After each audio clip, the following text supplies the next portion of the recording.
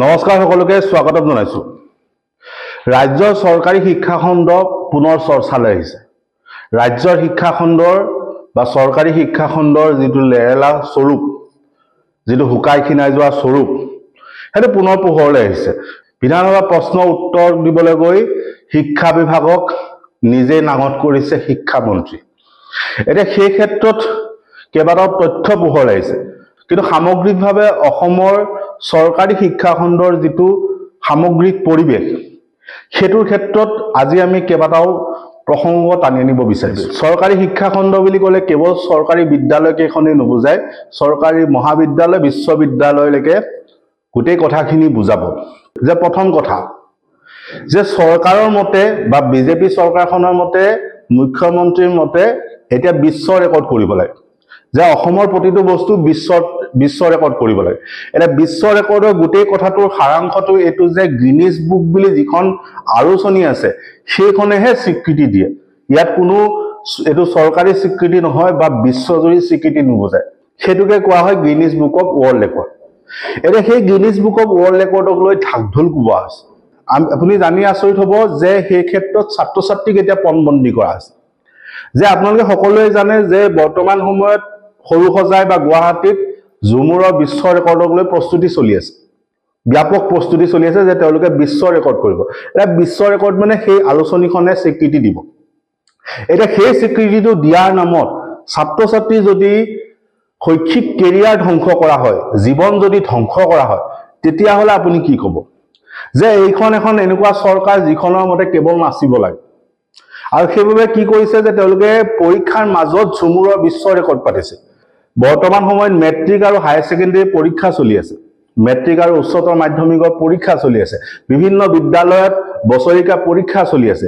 সেই মুহূৰ্তত এইটো কাৰ বুদ্ধি আমি নাজানো, বৰ্তমান সময়ত ঝুমুৰৰ বিশ্ব ৰেকৰ্ড কৰিবলৈ, মেগা ঝুমুৰ পাতিবলৈ বা ঝুমুৰ বিনন্দিনী পাতিবলৈ কাৰ বুদ্ধি আছিল এইটো? আৰু তাৰ ফলত কি হৈছে সেইটো কথাও আমি আজি ৰাজহুৱা কৰিছো। যে আমি এটা বিশেষ উদাহৰণ দিছো যে দুগৰাকী উচ্চতৰ মাধ্যমিকৰ ছাত্ৰী, তেওঁলোকে এইবাৰ উচ্চতৰ মাধ্যমিকৰ ফাইনেল পৰীক্ষা দিয়া কথা আছিলে, দ্বিতীয় বৰ্ষৰ মূল পৰীক্ষা দিয়া কথা আছিলে, যিটো পৰীক্ষা বৰ্তমান চলি আছে। এতিয়া সেই দুগৰাকী ছাত্ৰীক এইবাৰ উচ্চতৰ মাধ্যমিকৰ পৰীক্ষাত বহিবলৈ দিয়া নহল। কাৰণটো কি? কাৰণটো হ'ল যে তেওঁলোকে ঝুমুৰ নৃত্যত অংশগ্ৰহণ কৰিব, ঝুমুৰৰ বিশ্ব ৰেকৰ্ডত অংশগ্ৰহণ কৰিব। এইটো এটা গছত গৈ উঠা কথা। আমি বুজি পোৱা নাই যে কোন কেইজন নেতাই বা কোনে এইটো কাম কৰিলে। আপোনালোকে হঠকাৰী কথাটো আপোনালোকে জানি আচৰিত হ'ব যে তিতাবৰ অঞ্চলত বছাবাৰী বুলি এখন চাহ বাগিচা আছে, আৰু সেই চাহ বাগিচাৰ দুগৰাকী হায়াৰ ছেকেণ্ডেৰী পৰীক্ষাৰ্থীয়ে এইবাৰ পৰীক্ষা নিদিয়ে। কাৰণটো কি? তেওঁলোকে ঝুমুৰৰ বিশ্ব ৰেকৰ্ডত অংশগ্ৰহণ কৰিব। যে তেওঁলোকে সেই ছাত্ৰ ছাত্ৰীসকলক পৰীক্ষা দিবলৈও নিদিলে। কিয়? এনে কি জৰুৰীকালীন আছিল যে ঝুমুৰৰ বিশ্ব ৰেকৰ্ড পৰীক্ষাৰ মাজত পাতিব লগা হ'ল?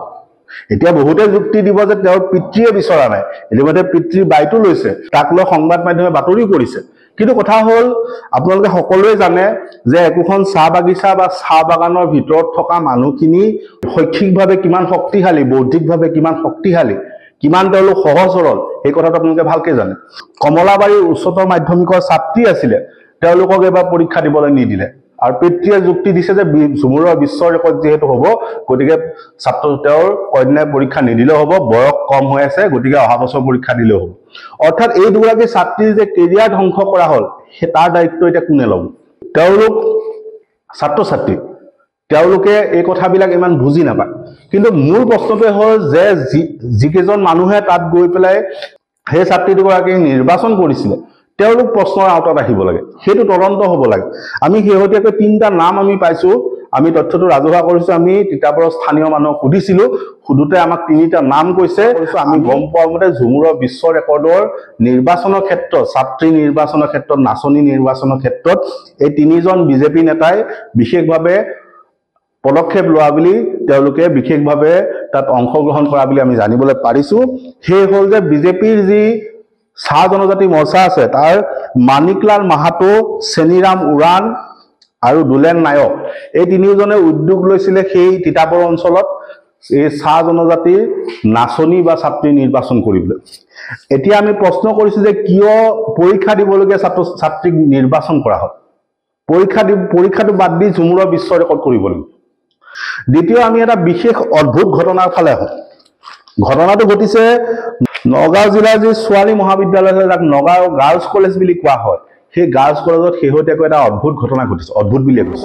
নগাঁও ছোৱালী মহাবিদ্যালয়ত শেহতীয়াকৈ যুৱ মহোৎসৱ বা কলেজ উইক চলিছিলে, আৰু সেই কলেজ উইকৰ সময়ত এগৰাকী সহকাৰী অধ্যাপক অৰ্থাৎ এছিষ্টেণ্ট প্ৰফেচাৰ, তেখেতৰ নামটো হ'ল অমৃত ৰায় চৌধুৰী, আৰু সেই অমৃত ৰায় চৌধুৰীয়ে এটা অভাৱনীয় ঘটনা সংঘটিত কৰিছে।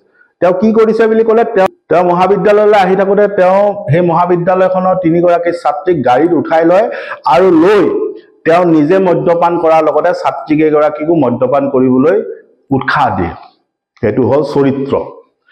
যে নগাঁৱৰ দৰে এটা শিক্ষিত অঞ্চলত বা নগাঁৱৰ ছোৱালী মহাবিদ্যালয়ৰ দৰে এখন ঐতিহ্যমণ্ডিত কলেজৰ বা মহাবিদ্যালয়ৰ অধ্যাপকৰ চৰিত্ৰ এইটো চৰকাৰী শিক্ষাখণ্ড এনেকৈ চলিছে যে অযোগ্য মানুহ কিছুমানক অধ্যাপক পতা হৈছে, আৰু তেওঁলোকে এই ধৰণৰ কাণ্ড সংঘটিত কৰিছে। যে কলেজলৈ আহোঁতে তেওঁলোকে মদৰ বটল কিনিছে, 3গৰাকী ছাত্ৰীক তাত তেওঁ উঠাই লৈ আহিছে, আৰু 3গৰাকী ছাত্ৰীক মদ খাবলৈ উৎসাহ দিছে।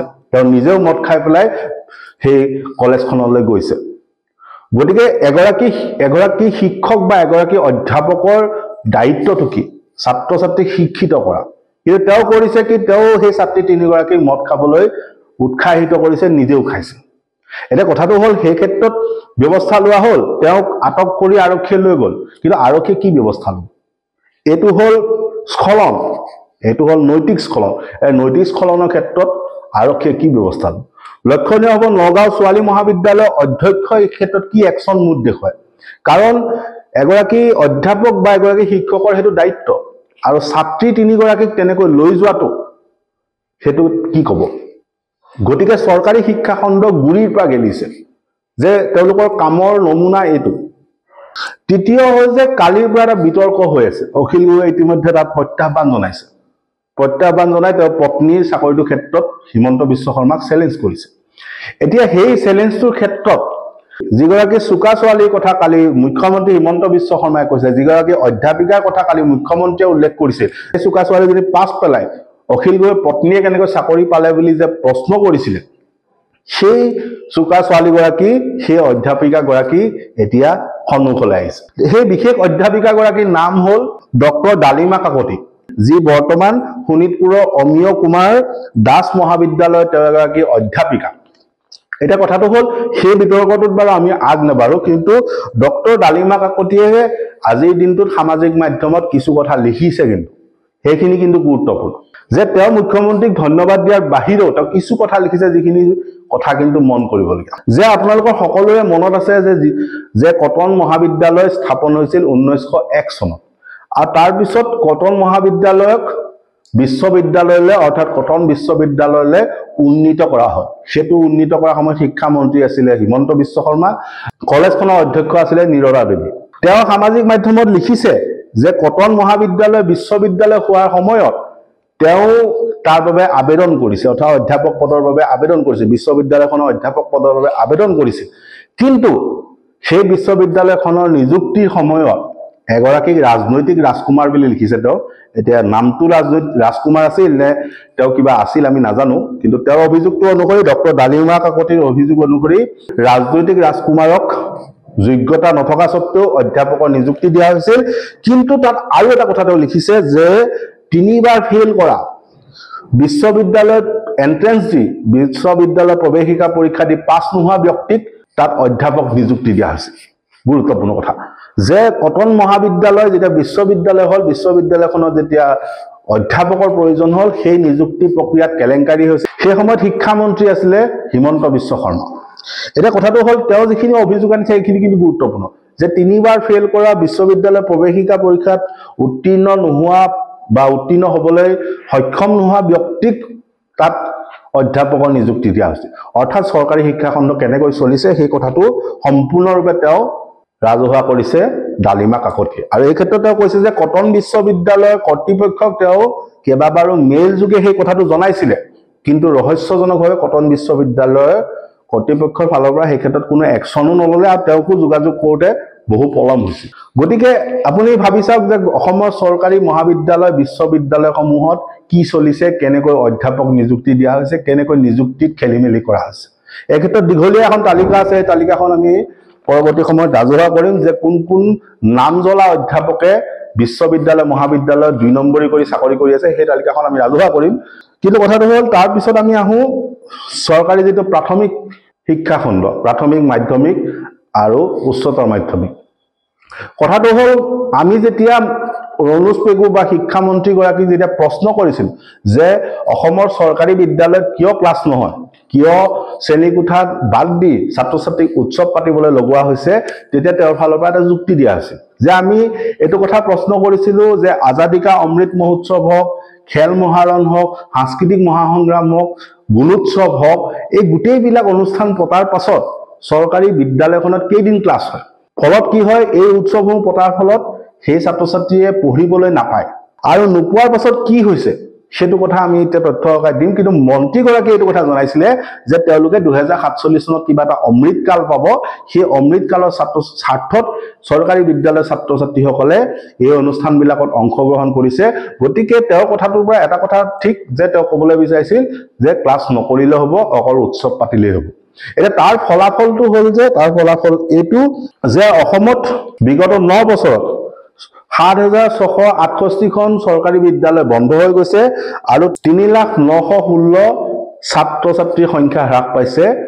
চৰকাৰী বিদ্যালয় অৰ্থাৎ 3 লাখৰ অধিক ছাত্ৰ ছাত্ৰী হ্ৰাস পাইছে চৰকাৰী বিদ্যালয় তাৰ বিপৰীতে যে ব্যক্তিগত খণ্ডৰ বিদ্যালয়লৈ চোৱা যায় তেতিয়া হলে প্ৰায় 1304 খন বিদ্যালয় বৃদ্ধি পাইছে আৰু এই ব্যক্তিগত খণ্ডৰ বিদ্যালয়সমূহত 5,45,762 জন ছাত্ৰ ছাত্ৰী বৃদ্ধি পাইছে এতিয়া সেই কথাটোৰ পৰা এটা কথা প্ৰমাণিত যে চৰকাৰী শিক্ষা খণ্ডৰ প্ৰতি আস্থা নাই অভিভাৱকৰ গতিকে তেওঁলোকে ব্যক্তিগত খণ্ডৰ বিদ্যালয়লৈ গৈছে এতিয়া চৰকাৰী বিদ্যালয় যদি স্বাস্থ্যটোলৈ ভালে চাওঁ তেতিয়া আপুনি বেলেগ বাদ দিও আপুনি জানি আচৰিত হ'ব যে য'ত ষষ্ঠ অনুসূচী দিয়া আছে অসমত 6 শিডিউল দিয়া আছে সেই 6 শিডিউল অঞ্চলৰ বিদ্যালয়সমূহত বিশেষকৈ হাইস্কুলসমূহত গণিত বিষয়ত 39 গৰাকী ইংৰাজী বিভাগত 49 গৰাকী হিন্দী বিভাগত 58 গৰাকী শিক্ষকৰ পদ খালি আছে তেনেদৰে যদি অসমৰ উচ্চতৰ মাধ্যমিক বিদ্যালয়সমূহলৈ চোৱা যায় তেতিয়া হিন্দী বিভাগত সৰ্বাধিক 1004 জন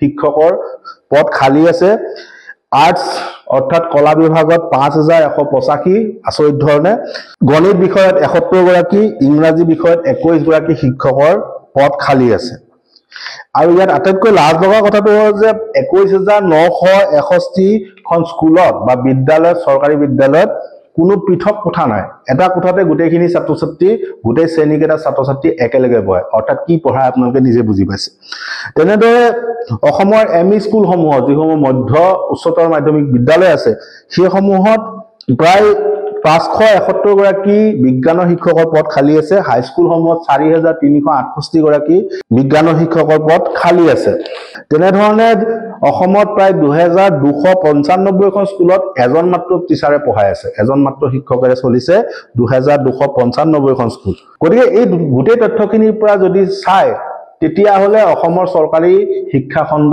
উৱলি গৈছে এতিয়া উৱলি যোৱা কথাটোত বা এই নষ্ট হৈ যোৱা ধ্বংস হৈ যোৱা কথাটোত উদগনি কোনে দিছে উদগনি দিছে চৰকাৰে যে চৰকাৰে চৰকাৰী শিক্ষা খণ্ডটো টনকিয়াল হোৱাটো নিবিচাৰে আৰু এই আটাইতকৈ মন কৰিবলগীয়া কথা হ'ল যে এই চৰকাৰী শিক্ষা খণ্ডটো ধ্বংস হোৱাৰ সময়ত বা এই চৰকাৰী শিক্ষা খণ্ডটো যি ধৰণে ধাৰাবাহিকভাৱে খহি আহিছে সেই সময়ত কিন্তু সৰ্বাধিক শিক্ষা মন্ত্ৰী হৈ আছিল বৰ্তমানৰ মুখ্যমন্ত্ৰী হিমন্ত বিশ্ব শৰ্মা গতিকে তেওঁৰ প্ৰশ্নটো উত্তৰ দিয়া প্ৰয়োজন আছে যে চৰকাৰী শিক্ষা খণ্ডটো ইমান অধপতন কেনেকৈ হ'ল ইমানখিনি তললৈ কেনেকৈ গ'ল আৰু এতিয়া বৰ্তমানৰ যিগৰাকী মন্ত্ৰী ৰণোজ পেগু তেওঁ এইটো উত্তৰ দিয়া প্ৰয়োজন আছে যে উৎসৱ প্ৰয়োজন নে বিদ্যালয়ত ক্লাছ কৰোৱাটো বা বিদ্যালয়ত পাঠদান কৰাটো প্ৰয়োজন সেইটো প্ৰশ্নৰ উত্তৰ দিয়াটো তেওঁ প্ৰয়োজন কিন্তু কথাটো হ'ল চৰকাৰী শিক্ষা খণ্ডটোৰ বিপৰীতে ব্যক্তিগত খণ্ডটোক যি ধৰণে অভিভাৱকে গুৰুত্ব দিছে সেই ক্ষেত্ৰত আমি শেহতীয়াকৈ যিটো ইউএছটিএমৰ কথাটো ক'লো সেইটো কথাও কিন্তু অভিভাৱকসকলে দৃষ্টি দিয়াৰ প্ৰয়োজন আছে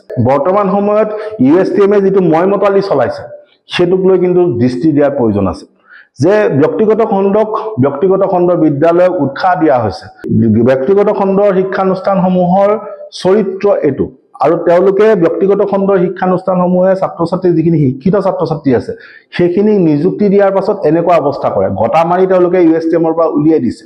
কিয়? যে তেওঁলোকক নিযুক্তি দিয়াৰ পাছতো তেওঁলোকৰ পদবীত নাৰাখিলে, তেওঁলোকক কেম্পাছৰ পৰা উলিয়াই দিয়া হৈছে।